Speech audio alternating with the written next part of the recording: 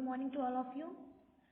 Today we will discuss about sex determination in human being.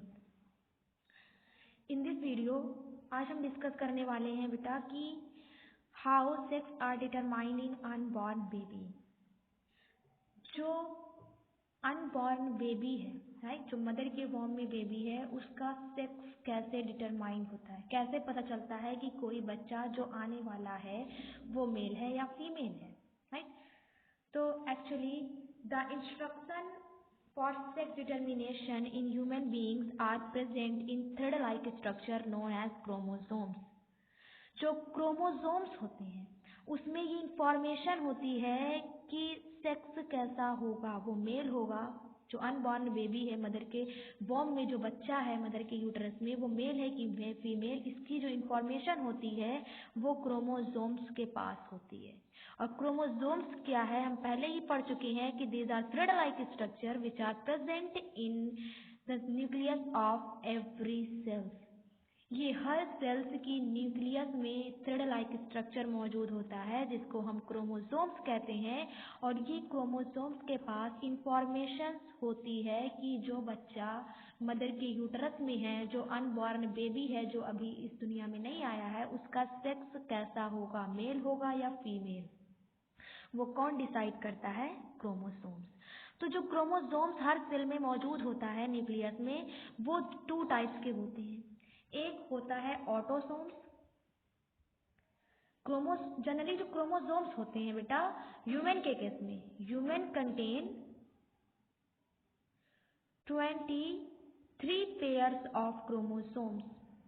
Human की जो sales है, right, हमारी body में बहुत सारी सेल्स हैं, हर सेल्स के न्यूक्लियस में जो थ्रेड लाइक स्ट्रक्चर है, जो क्रोमोसोम्स है, वो कितना पेयर है? 23 पेयर क्रोमोसोम्स प्रेजेंट है ह्यूमन की बॉडी में या ह्यूमन की सेल्स में। 23 पेयर्स बोले या फिर कहें 46 नंबर ऑफ क्रोमोसोम्स, राइट, वही बात हुई। या फिर 23 पेयर बोलो या फिर 46 नंबर ऑफ क्रोमोसोम्स बोलो। तो ये 43 out of 43 pairs of chromosome, 22 pairs chromosomes are autosomes.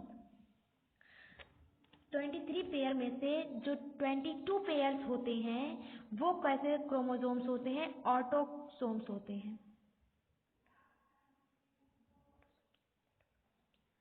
वो are auto chromosomes, auto chromosomes. Clear? 23 pairs human के बॉडी में क्रोमोसोम्स मौजूद होते हैं हर सेल्स में। ह्यूमन की हर सेल्स में कितने क्रोमोसोम्स हैं? 23 पेयर्स हैं, जिसमें से 22 पेयर 22 पेयर्स कैसे ऑटो क्रोमोसोम्स हैं और 1 पेयर सेक्स क्रोमोसोम्स होता है,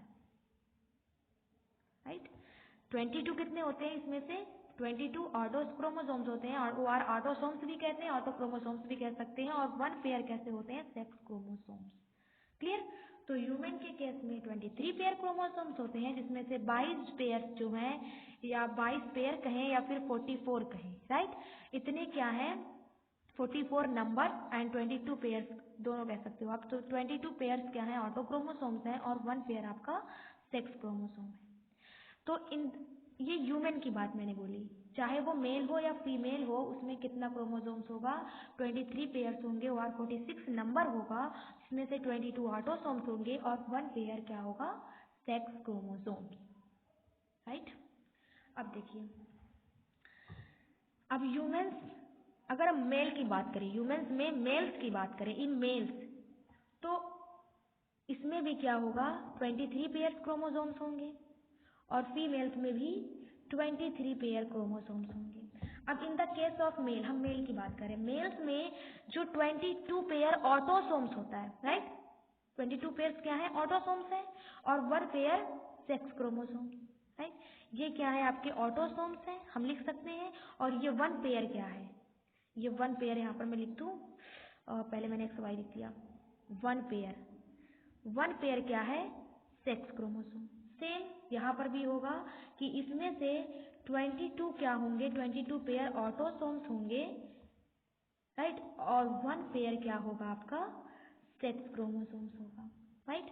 तो in the case of male, male के केस में सेक्स क्रोमोसोम्स जो होते हैं वो 2 टाइप्स के होते हैं।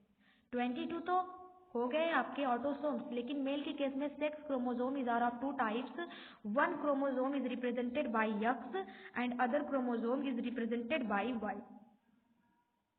जो मेल के केस में सेक्स क्रोमोसोम्स होते हैं बेटा, वो 2 टाइप के होते हैं, एक सिंगल टाइप का नहीं होता है. जो एक पेयर सेक्स क्रोमोसोम है वो 2 टाइप के होते हैं. एक होता है लार्ज साइज का जिसको X से रिप्रेजेंट करते हैं, और एक होता है स्मॉल साइज सेक्स क्रोमोसोम जिसको हम Y से रिप्रेजेंट करते हैं. इतनी बातें समझ में आई. अब देखिए, इन द केस ऑफ फीमेल में तो 22 पेयर्स ऑटोसोम्स, ये तो दोनों में कॉमन रहेंगे 22 पेयर, राइट. लेकिन जो सेक्स क्रोमोसोम्स होता है फीमेल में, ये female sex chromosome only one type, इसमें एक ही टाइप का सेक्स क्रोमोसोम होता है. Both chromosomes are represented by X, क्योंकि दोनों क्या है, सेम टाइप के होते हैं, इक्वल साइज होता है, इक्वल स्ट्रक्चर होता है, इक्वल टाइप के होने की वजह से इसे हम कैसे रिप्रेजेंट करते हैं, X से. तो मेल के केस में सेक्स क्रोमोसोम डिफरेंट टाइप्स के होते हैं. लार्जर साइज क्रोमोसोम को X, स्मॉलर साइज क्रोमोसोम्स को Y से रिप्रेजेंट करते हैं. फीमेल के केस में सेक्स क्रोमोसोम सेम टाइप के होते हैं, इसीलिए बोथ क्रोमोसोम को हमने किससे रिप्रेजेंट किया है, X से. तो in the case of mail में जो हर सेल्स में न्यूक्लियस प्रेजेंट है वो कैसा होगा, 22 पेयर होंगे उसके ऑटोसोम्स, और एक पेयर होगा सेक्स क्रोमोसोम जो कि डिफरेंट टाइप्स के होंगे, जिसको हमने X एंड Y से रिप्रेजेंट किया है. और फीमेल की केस में, फीमेल में जो क्रोमोसोम्स होते हैं वो 22 पेयर ऑटोसोम्स होंगे, और जो 1 पेयर सेक्स क्रोमोसोम होगा वो सेम टाइप का होगा, जिसको हमने दोनों को X से रिप्रेजेंट किया है. अब देखो, at the time of fertilisation, clear, अगर सेक्सुअल रिप्रोडक्शन, जब सेक्सुअल रिप्रोडक्शन स्टार्ट होता है, राइट, तो पहला स्टेप इसमें होता है फर्टिलाइजेशन. तो फर्टिलाइजेशन हमने अभी क्या जाना कि यही क्रोमोसोम्स जो है वही डिसाइड करते हैं कि जो अनबॉर्न बेबी है वो मेल होगा या फीमेल होगा, राइट. तो देखिए कैसे डिटर्मिनेशन होता है. 22 पेयर तो कॉमन है, इसको ना लिखते हैं, सिर्फ सेक्स क्रोमोसोम को लिखते हैं. जो सेक्स क्रोमोसोम्स ही क्या करेंगे, सेक्स को डिटरमाइन करेंगे. तो हमने लिख लिया सेक्स क्रोमोसोम, ये है male and in female, right. If आपको पता है कि फीमेल्स क्या होता है, ओवरी से 1 फीमेल गैमीट का सिक्रेशन होता है, जिसको हमने पढ़ा था 9th चैप्टर में कि उस फीमेल गैमीट को क्या कहते हैं, एग कहते हैं, राइट. और एग जो होता है वो कैसा होता है, एक सिंगल सेल स्ट्रक्चर है, राइट. सपोज हम मान लेते हैं फीमेल से क्या हुआ, ओवा का फॉर्मेशन हुआ, फीमेल गैमीट बना, जिसमें क्या था, वो एक सिंगल सेल स्ट्रक्चर है. तो ये हमारा बड़ा सा हुआ जिसका स्ट्रक्चर क्या है, एक सिंगल सेल स्ट्रक्चर है, राइट, एक सेल्स है. अब इस सेल्स के न्यूक्लियस में क्या होगा, हमने अभी बात की कि हर सेल्स के न्यूक्लियस में 23 पेयर्स ऑफ क्रोमोसोम्स होते हैं. तो in the case of female humans के में 23 पेयर्स ऑफ क्रोमोसोम होंगे, तो 22 पेयर्स क्या होगा, ऑटोसोम्स होगा, 1 पेयर सेक्स क्रोमोसोम्स होगा. इस तरीके से रिप्रेजेंट कर सकते हैं हम रिप्रेजेंट कर सकते हैं ना कि 23 पेयर्स क्या होंगे, ऑटोसोम्स होंगे, और 1 पेयर आपका सेक्स क्रोमोसोम. सेम थिंग कि मेल्स में क्या होगा, 23 पेयर्स क्रोमोसोम्स होते हैं, 22 क्या होता है, ऑटोसोम्स होता है, और 1 पेयर सेक्स क्रोमोसोम. और सेक्स क्रोमोसोम इसमें डिफरेंट टाइप्स के होते हैं, इसीलिए हमने X एंड Y से रिप्रेजेंट कर दिया. इसमें क्या होता है, सेम टाइप के होने की वजह से both chromosome are represented by X. I hope you understand. अब देखिए, ये तो गैमीट का फॉर्मेशन हो गया, फीमेल से गैमीट बन गए एग, राइट, और मेल से गैमीट बन गया जिसका नाम है स्पर्म, राइट. दोनों ही सिंगल सेल स्ट्रक्चर हैं, दोनों ही सेल्स में न्यूक्लियस होंगे, न्यूक्लियस में क्रोमोसोम्स होगा, वो क्रोमोसोम मेल के केस में इस तरीके से होंगे और फीमेल के केस में ऐसे होंगे. सो फर्टिलाइजेशन क्या होता है, फ्यूजन ऑफ स्पर्म एंड ओवा, राइट. यही हमने पढ़ा 9th चैप्टर में कि फर्टिलाइजेशन क्या होता है, fusion between male and female gamete. Male and female gamete sperm and ova का मिलना ही क्या है, फर्टिलाइजेशन है. So at the time of fertilisation, if यहाँ पर देखते हैं फर्टिलाइजेशन कैसे होता है. सेक्स क्रोमोसोम सिर्फ ले रहे हैं, 22 को हमने छोड़ दिया है क्योंकि दोनों में कॉमन है. If fertilisation takes place between X containing egg and Y containing sperm, right. अगर फर्टिलाइजेशन इन दोनों के बीच में हो रहा है, राइट, फर्टिलाइजेशन से क्या बनता है, जाइगोट, राइट, और ये क्या है आपके गैमीट, ये है फीमेल गैमीट, सॉरी, और ये है मेल गैमीट, राइट। तो फर्टिलाइजेशन में क्या हुआ, fusion of male and female gamete. तो अगर एक fertilisation takes place between X containing egg and Y containing sperm, then the zygote is formed and these zygote develop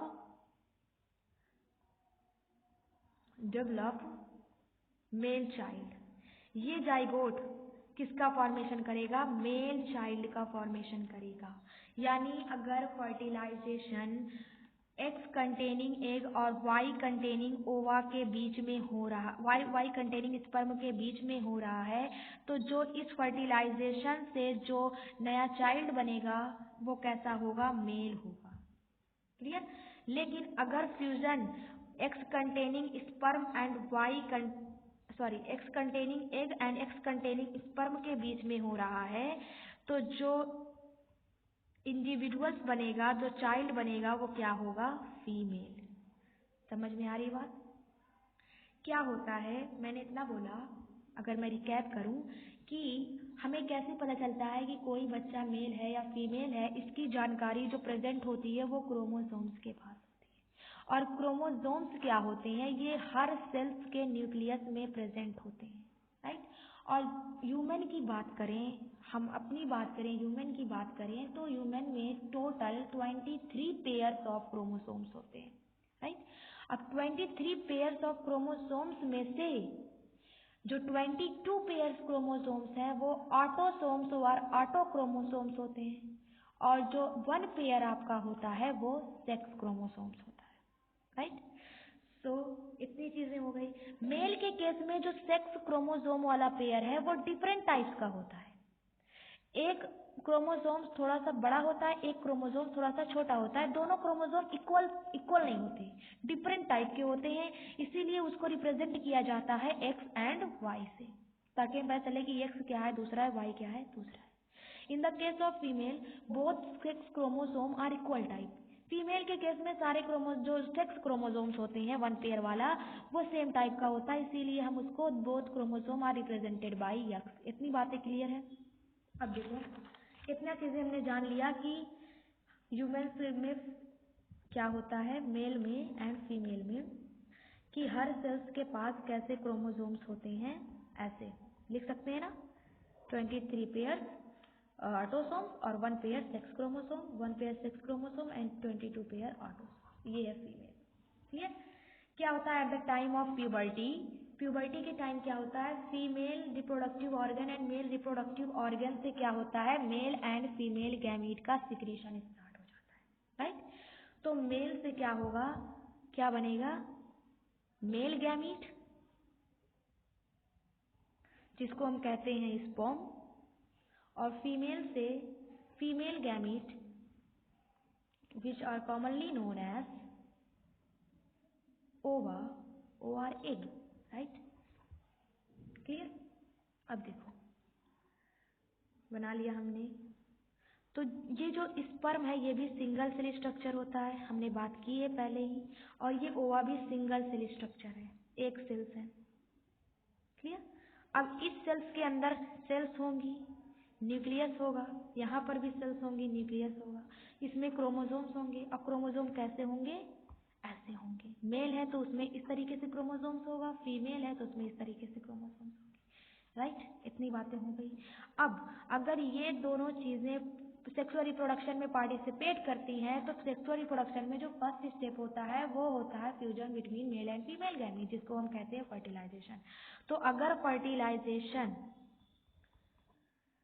इन दोनों के बीच में हो रहा है, राइट, वाई एंड एक्स, अगर sperm Y containing sperm fuse कर रहा है एक्स कंटेनिंग ओवा को, तब जो इस जाइगोट से जो चाइल्ड बनेगा उसका नाम वो होगा मेल चाइल्ड। और अगर फ्यूजन इनके बीच में हो रहा है, स्पर्म कैसा है, एक्स है, और ओवा तो दोनों ही एक्स है, तो अगर एक एक्स कंटेनिंग स्पर्म ओवा को फ्यूज कर रहा है तो इससे जो चाइल्ड का प्रोडक्शन होगा वो फीमेल होगी, राइट। तो इस तरीके से सेक्स डिटर्मिनेशन जो होता है ह्यूमन के केस में वो कौन करता है, male sex chromosome are determine sex in unborn baby. जो मेल का सेक्स क्रोमोसोम्स होता है, राइट, वो ये बताता है कि जो अनबॉर्न बेबी है, जो मदर के यूट्रस में बच्चा है, वो मेल होगा या फीमेल होगा। इसका फैसला, इसका डिटर्मिनेशन कौन करता है? Male sex chromosome. क्योंकि अगर Y कंटेनिंग क्रोमोसोम्स एक को फ्यूज करता है तो मेल चाइल्ड बनता है, और अगर X कंटेनिंग सेक्स क्रोमोसोम्स जो है वो OA को फ्यूज करता है तो फीमेल चाइल्ड बनता है। तो डिटर्मिनेशन क्या कौन बता रहा है कि मेल होगा कि फीमेल होगा? ऑब्वियसली यही बता रहा है, यही दो चीजें बता रही है। अगर ये फ्यूजन कर रहा है तो फीमेल होगा, ये फ्यूजन कर रहा है तो मेल होगा, राइट। तो कौन डिटरमाइन कर रहा है? Male sex chromosome are determine sex in unborn baby. Unborn baby में जो सेक्स का डिटर्मिनेशन होता है वो कौन करता है? This chromosomes, male sex chromosomes. इसके बाद आपका नेक्स्ट टॉपिक था कुछ हार्मोन्स हैं, जो कि आपने हार्मोन अभी तक पढ़ा कि हार्मोन्स क्या होते हैं? केमिकल्स होते हैं, राइट। केमिकल मैसेंजर है जो एंडोक्राइन ग्लैंड से सिक्रीट होते हैं, जिसमें से आपने सेक्स हार्मोन के बारे में पढ़ा, टेस्टोस्टेरोन एंड एस्ट्रोजन, जो कि टेस्टिस एंड ओवरी से सिक्रीट होते हैं। इसके सेक्स हार्मोन के अलावा हमारी बॉडी में बहुत सारे हार्मोन्स होते हैं, राइट। तो कुछ हार्मोन्स हैं आपकी बुक में जिनको जान लेते हैं। तो पहले सेक्स हार्मोन तुमको पता है कि टेस्टोस्टेरोन होता है। Male sex hormone is known as testosterone and female sex hormone is known as oestrogen, right. ये हमने पढ़ लिया है। इसका सिक्रीशन कहाँ से होता है? टेस्टिस से, और इसका सिक्रीशन होता है ओवरी से, राइट। इतनी चीजें हमने पढ़ ली है। इस दोनों को छोड़ करके कुछ और हार्मोन है, जैसे कि इंसुलिन।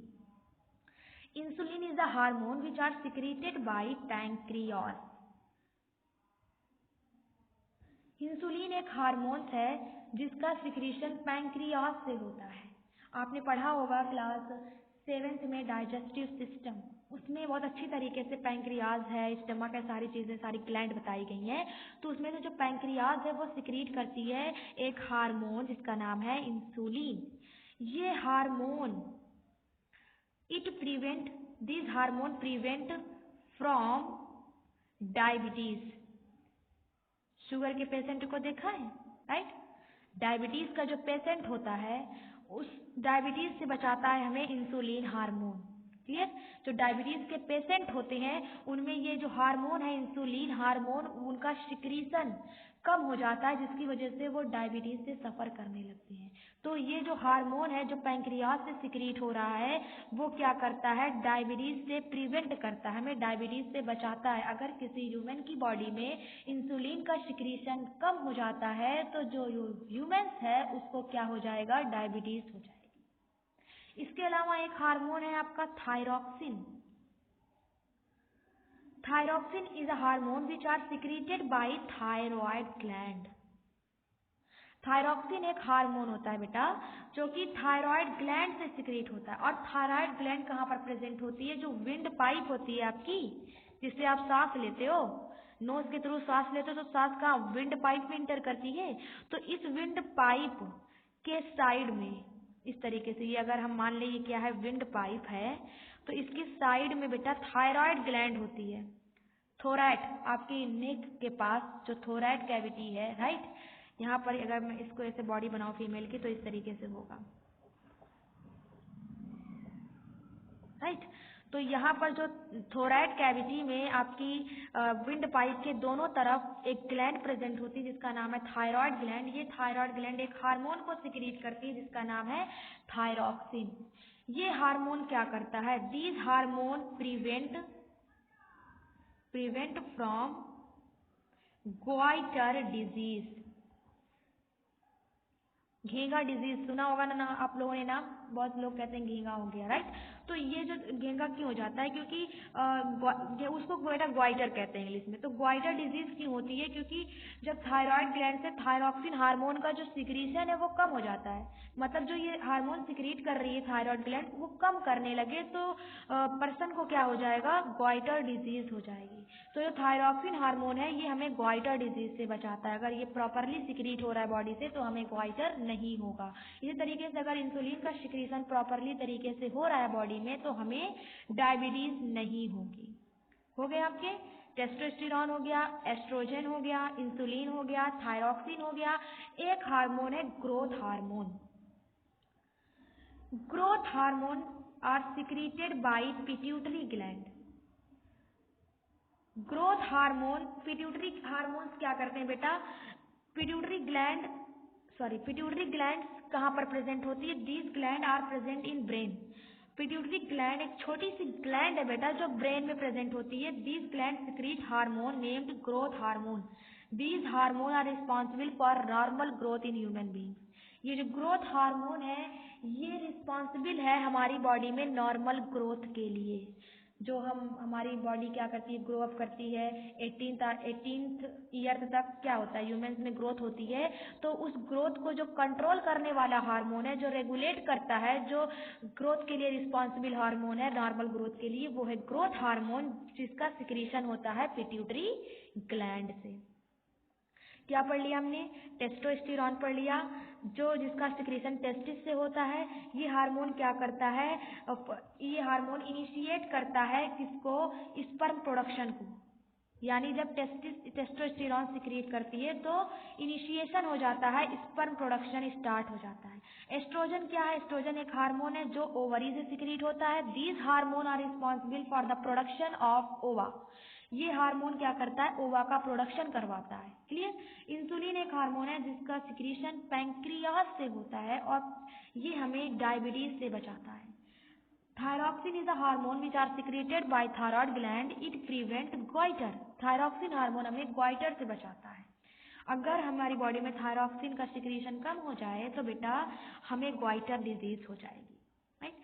ग्रोथ एक हार्मोन है जो किसी इंडिविजुअल्स में नॉर्मल ग्रोथ के लिए रिस्पॉन्सिबल होता है और जिसका सिक्रीशन कहाँ पर होता है, हमारी ब्रेन में मौजूद ग्लैंड है जिसका नाम है पिट्यूटरी। तो पिट्यूटरी कहाँ पर मौजूद है? ब्रेन में। थायराइड कहाँ पर है? हमारे थोराइड की कैविटी में, यहाँ पर। इंसुलिन कहाँ है भाई? हमारी स्टमक के नीचे, जहाँ पर आपका स्टमक है, राइट, वो उसके नीचे कौन सी ग्लैंड है? लीफ लाइक ग्लैंड होती है जिसका नाम है पैंक्रियास। एक अनदर हार्मोन सिक्रीट होता है हमारी बॉडी में, एड्रीनलिन। यहाँ पर नहीं दिख रहा है। एक हार्मोन आपकी बॉडी में सिक्रीट होता है जिसका नाम है एड्रीनलिन। एड्रीनलिन जो हार्मोन है वो कहाँ पर सिक्रीट होता है? These hormone are secreted by, adrenaline hormone का सिक्रीशन होता है एड्रीनल ग्लैंड से। हमारी बॉडी में एड्रीनल ग्लैंड प्रेजेंट होती है। ग्लैंड कहाँ पर होती है हमारी बॉडी में? किडनी के ऊपर एक कैप लाइक स्ट्रक्चर होता है, राइट। ये है हमारी एड्रीनल ग्लैंड। ये एक हार्मोन सिक्रेट करती है जिसका नाम है एड्रीनलिन। ये क्या करता है हमारी बॉडी में? ये स्ट्रेस हार्मोन है बेटा, स्ट्रेस हार्मोन है। ये एनी काइंड ऑफ स्ट्रेस, जब हमें कोई भी स्ट्रेस होता है, बॉडी स्ट्रेस में रहती है, तब हमारी बॉडी से एड्रीनलिन हार्मोन का सिक्रीशन होता है। जैसे कि इमरजेंसी हार्मोन है, इमरजेंसी कंडीशन में सिक्रीट होने वाला हार्मोन है। जैसे आप चल रहे हो, आपके सामने अचानक से स्नैक आ जाए तो आप क्या करोगे? बहुत तेज भागोगे, राइट, भागोगे ना बहुत तेज। तब क्या होता है, वो कंडीशन इमरजेंसी की आ गई ना कि अब हमें भागना है हर हाल में। अगर नहीं भागेंगे तो यार ये सांप जो है हमको काम तमाम कर देगा हमारा। तो उस कंडीशन में जो एड्रीनल ग्लैंड है वो एड्रीनलिन हार्मोन को सिक्रीट करती है। ये आपकी बॉडी को क्या करता है? भगाता है, बहुत तेज भगाता है। इमरजेंसी कंडीशन में रिलीज होता है और हमें एनर्जी प्रोवाइड करता है, जिसकी वजह से हम जान ले करके क्या करते हैं? बहुत तेज स्पीड से जान बचा करके भागते हैं। इसीलिए इसको इमरजेंसी हार्मोन और स्ट्रेस हार्मोन भी कहते हैं। I hope you are understand. इस लेक्चर को देखने के बाद प्लीज एक बार एनसीईआरटी की बुक जरूर पढ़िएगा, क्योंकि ये बहुत इंपॉर्टेंट टॉपिक था, हार्मोन वाला भी और सेक्स डिटर्मिनेशन भी। सो आज का लेक्चर यहीं पर खत्म करते हैं। नेक्स्ट लेक्चर में नेक्स्ट टॉपिक डिस्कस करेंगे।